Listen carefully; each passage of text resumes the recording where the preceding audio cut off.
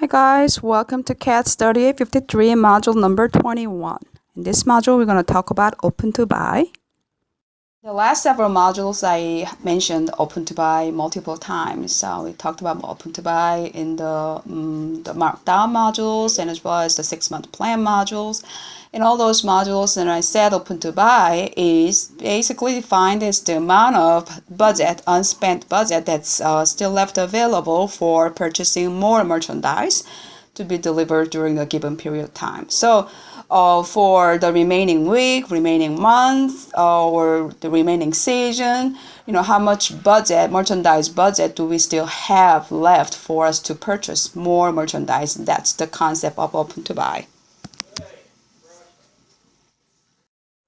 So open to buy is basically the amount of financial resources that are still available to the buyer for making more purchases, right?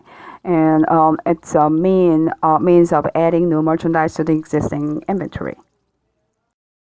As we learned in last module, the 6-month plan, we do plan the amount of purchases that we need to make for in every month throughout the 6-month season, right? So we've got the planned purchases figure, and why do we need to calculate open to buy additionally? That's the question we need to ask. Basically, the open to buy is a way of for us to keep track of the remaining amount left among the planned purchases amount. Okay, that is for the remaining month or the remaining period. The entire planned purchases amount that we included in the 6-month plan will be your open to buy and can be spent for making new purchases only if it's still the beginning of the month and no outstanding orders or receipts are scheduled to be arriving in that month, and the beginning of month stock level is exactly as you estimated or planned when you set up the 6-month plan. If that's the case, then the planned purchases that you planned or established through the 6-month plan for that month will be the entire open to buy for that month, right? But if it's not the beginning of the month, then sales have been made. And if you happen to have already outstanding orders or received that are supposed to be received or arriving in that particular month, then that part of it should be subtracted from the planned purchases for you to know how much more purchase can be made, what the open to buy will be, right? In addition, if your BOM and beginning of month stock level was greater or lower than what you planned, then that also changes how much more purchases you need to make, right? So for all these reasons, even though you already have planned purchases figured out when you set up the 6-month plan, you still need to keep track of what factors impact the amount of planned purchases you have and whether that is still appropriate for you to use as the merchandise budget for the remaining period, usually for the remaining month. Or the remaining season and things like that. That's why we're keeping track of the open to buy and creating this new term called open to buy to indicate what that number that you're gonna keep track of is. So the open to buy calculation follows the concept of the open to buy. Open to buy is how much is left for us to spend more to buy more merchandise, right? So because of that reason, open to buy is basically the amount of merchandise that is required for the remaining period minus the amount of merchandise that's available. Then how do you estimate the amount of merchandise that's required? That's basically how much sales are planned for that period and how much EOM stock you still need to have left available in the store even after all the sales are made. Okay? And also how much reductions, markdowns, and discounts and things like that you are anticipating to happen during that month or during that period, right? All those amounts, dollar amounts, sales amounts, and EOM amounts, and reductions amounts, those dollars are going to be what you are required to have in your inventory. Then how do we estimate the amount of merchandise available? Okay, what's available is the BOM stock that you started the month with. You already have that merchandise in your store, so that's available, right? And also, if you have additionally received more merchandise purchases that you had made, you placed the order before and the merchandise finally arrived in this month, then that much additional merchandise is also what you already have available, right? And plus, on order, that is what we call on order or outstanding order, or in abbreviation, we call it OO. So that basically is the amount of purchases that you have made and that is scheduled to arrive within that month during the remaining month, right? Or during the remaining period, if whatever period that is that you're calculating the open to buy for. So if you already have placed the order and it is kind of on the way, you know that it's coming within that period, right? Then that amount of merchandise is available. You should not buy that much again, right? So that's part of the merchandise available. So the merchandise available dollar will be basically a combination of your BOM stock and the merchandise amount of merchandise that you already have received additionally, in addition to the BOM that you started the month with, and any on order outstanding order that's still on the way. So basically, open to buy at the retail value will be that the entire amount of merchandise required, including the planned sales, planned EOM stock, and planned reductions, minus the dollar amount of merchandise available, which includes the BOM stock level and the merchandise that has been received, and that merchandise that is on order, that is outstanding to be received in the remaining period, right? But then we're looking here very familiar kind of numbers.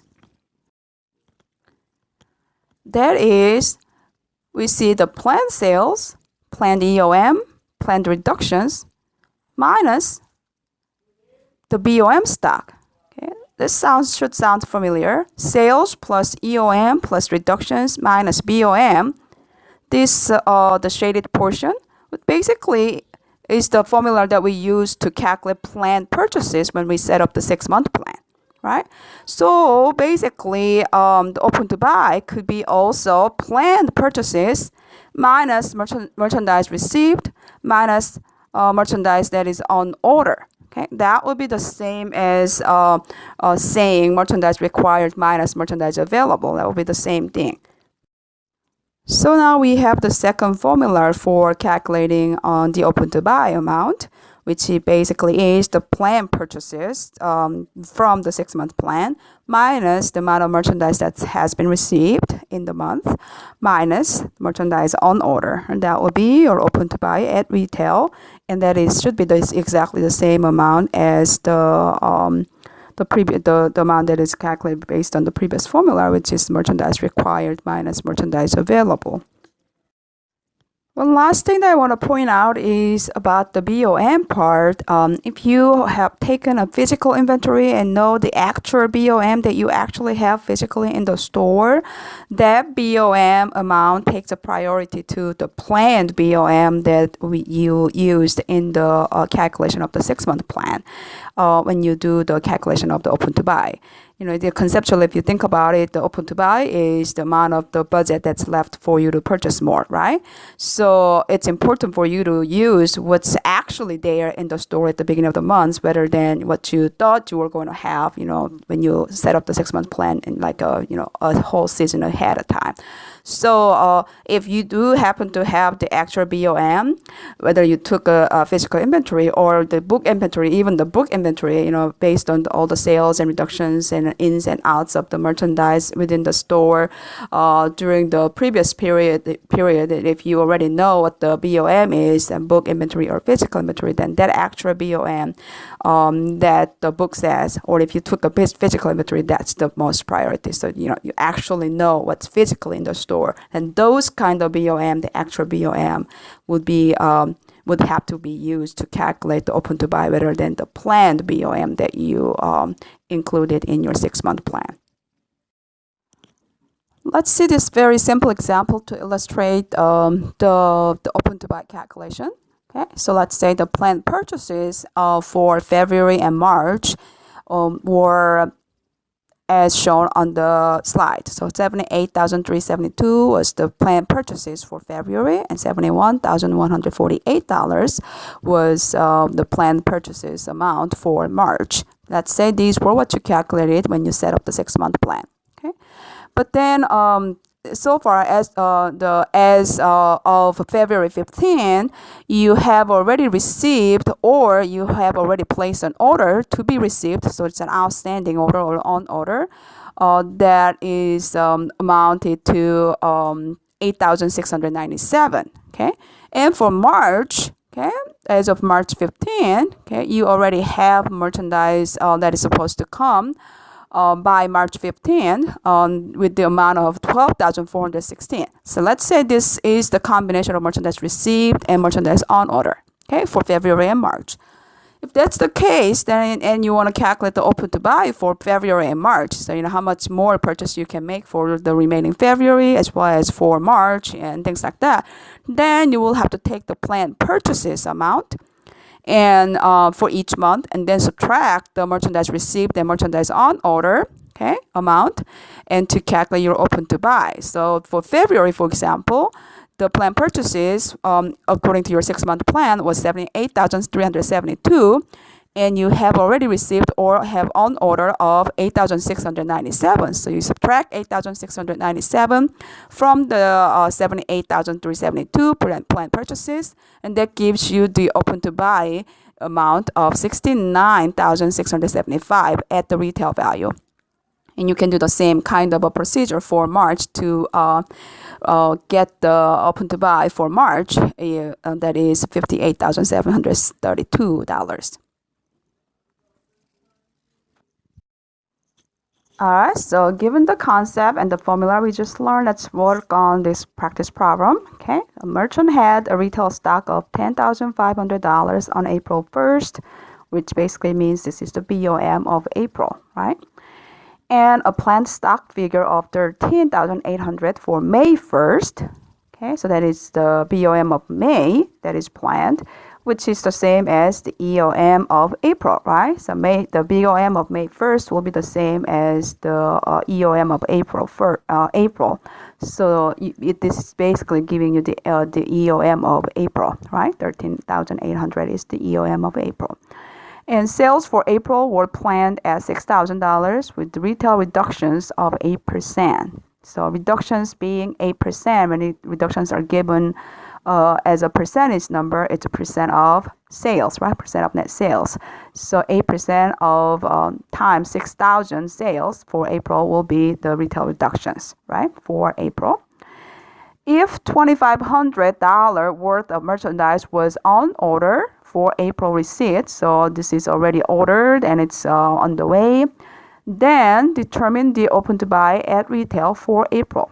Okay, so you have to plug in all these numbers in an appropriate place, either by using the first formula of the open to buy, so merchandise required minus merchandise available, that formula, or the second formula we learned, planned purchases minus merchandise received minus on order. Okay, either way, you're going to basically use the same numbers. It's just the way how you organize or structure, shuffle around the numbers, right? And group them up. So let's pause the video here for a while you're working on the problem, and come back to the video to check out the solution.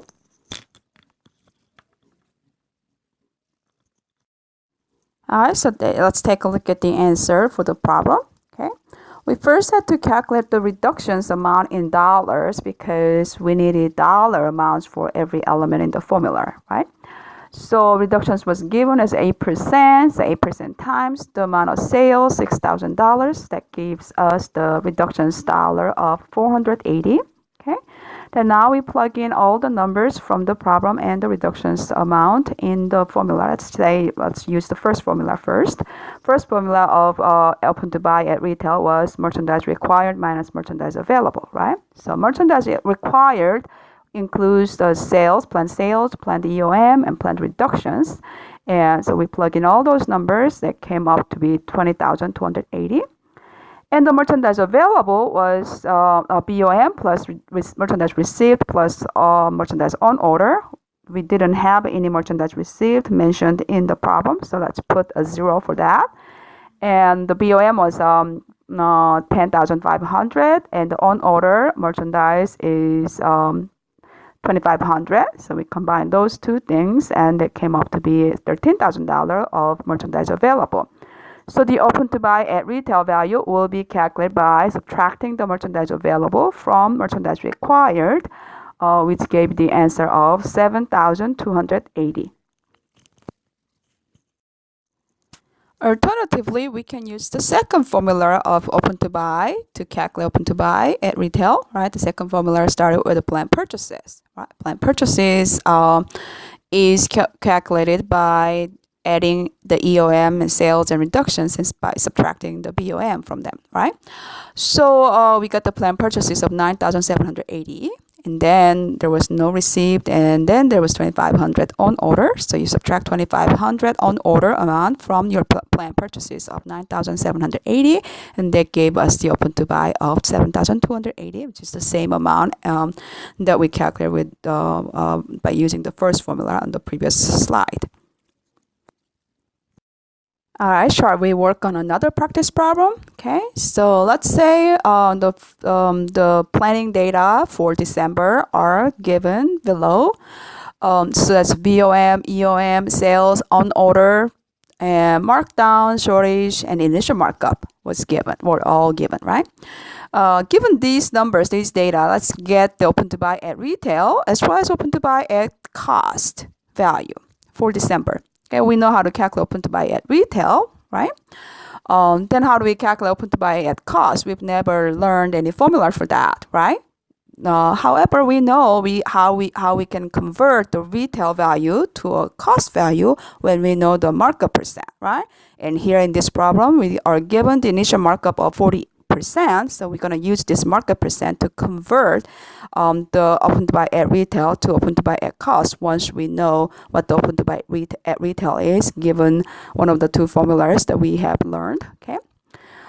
So how to convert from retail to cost will be retail times 100% minus markup, right? That will be the cost, right? So let's utilize that. Another thing here, the reductions dollar were not given as a one number, but they were given in two different kind of categories, right? There were markdowns and there was a shortage. They didn't mention anything about sales discounts, so let's assume that there's a 0 sales discounts. And so for you to first come up with the reductions, you're going to have to add both markdowns and shortages together. Okay, so let's work on the both the calculation of both the open to buy at retail and cost. Okay, let's pause the video here.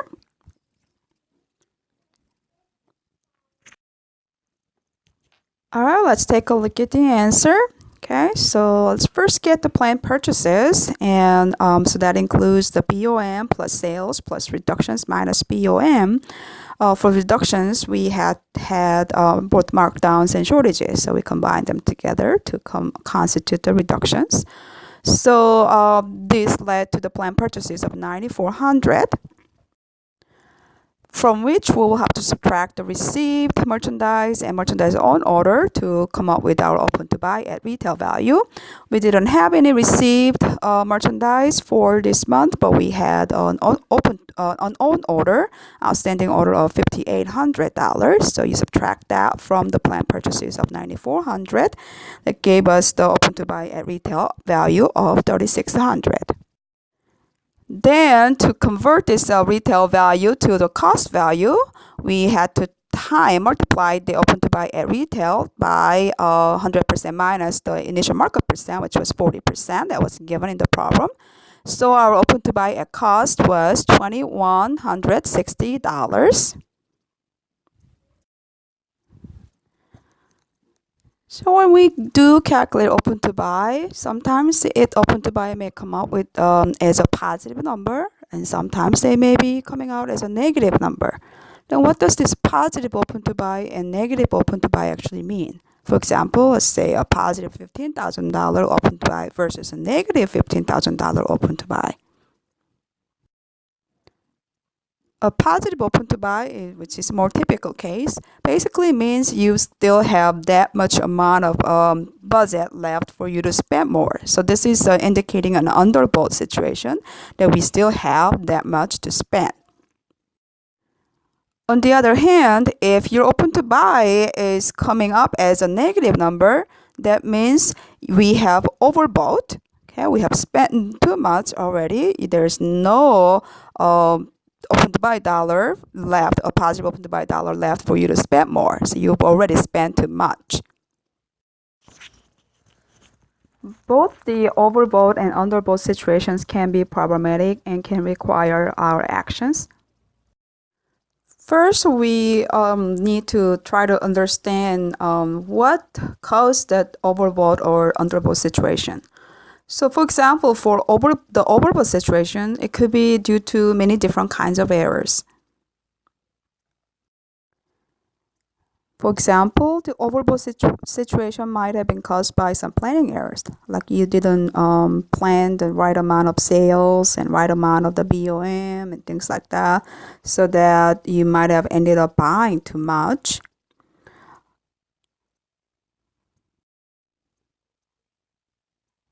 Or that you just simply really bought too much, just out of error. It's not that you followed the plan, but you just went to the market and you just ended up buying too much for whatever reason, and that could be why you are having too much. So you just might have had too much merchandise received or on order because of the buying error. Or it could be your promotional errors. You might have planned the right amount of sales and stuff, but you just didn't make enough promotional efforts, so that you didn't make as much sales as you thought you were going to do. So you might have ended up being overbought. Unfortunately, the timing errors can also occur due to either the buyer's problem, or it could be the vendor's fault. Like, for example, merchandise that's supposed to arrive the next month actually arrived too early. So you're actually in a situation where you bought too much, so overbought situation for this month.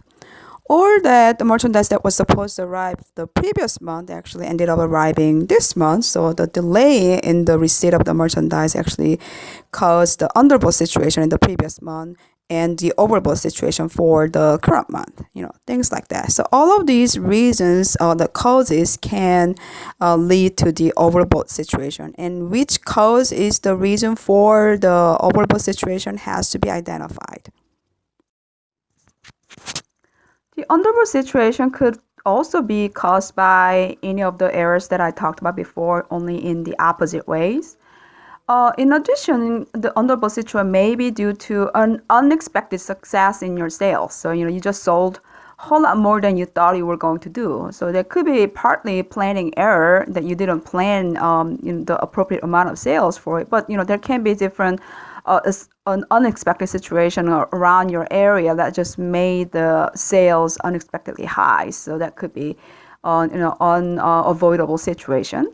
Or that you fail to place orders on time. So this is just complete buying errors, right? And so you just fail to place orders on time, so that you are in a situation where you just don't have enough merchandise. So all of these reasons could be identified when you evaluate your open to buy situation and continuously monitor your open to buy situation, and try to identify what might have caused either overbought or underbought situation, and how to rectify the situation.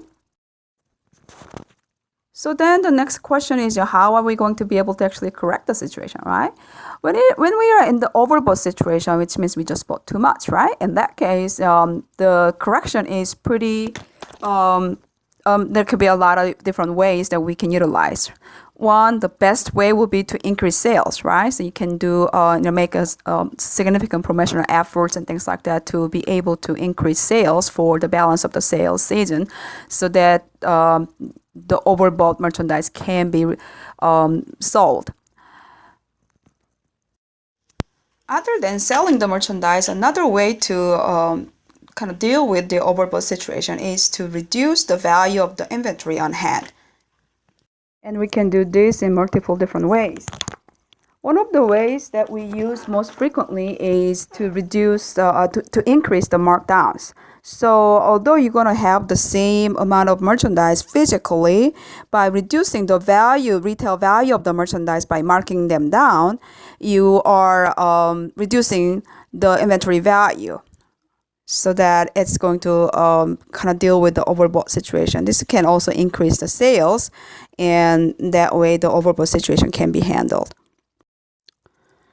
A couple of other ways to deal with the overbought situation is to getting rid of the merchandise by either returning the merchandise that is overstocked back to the vendor, or transferring them to to other stores. In case you have multiple stores, you can transfer the overstocked merchandise, to another store that really likes the merchandise. That can be a good solution. Or if the vendor accepts the return of the unsold items, that would be another way to do that. If none of these can be arranged, then another thing that the buyers do to take care of the overbought situation is to take a look at the outstanding orders. So how much merchandise the purchase is supposed to arrive within the remaining month.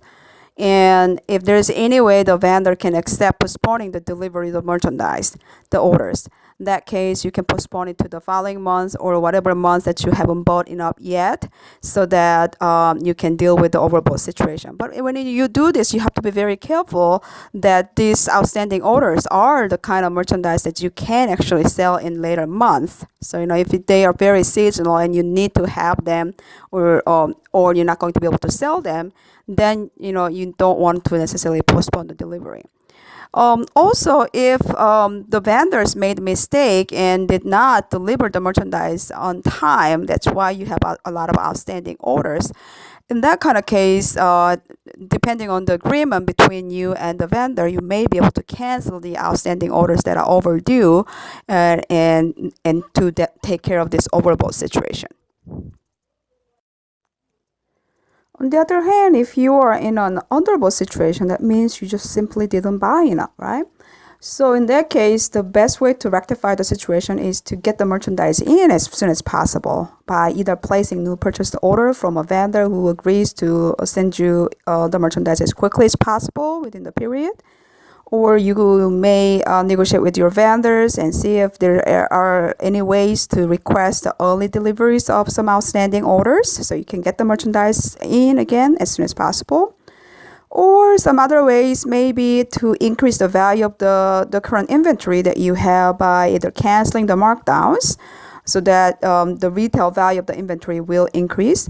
Or you may request to receive some transfer-ins from other stores in case you're handling multiple stores. And then if there are other stores that have to deal with some overbought situation, they may be willing to share some of their merchandise with you. So, that kind of things can be arranged. So all of these things have to be kind of considered and examined, and see which way would be the best ways to take care of the underbought situation. So as you can see, the Open to Buy is a great tool and a guideline that a buyer uses to keep track of the purchase situation and the inventory situation throughout the entire season and throughout each month, so that the buyer makes sure that you have enough merchandise and you don't have too much merchandise or too little merchandise.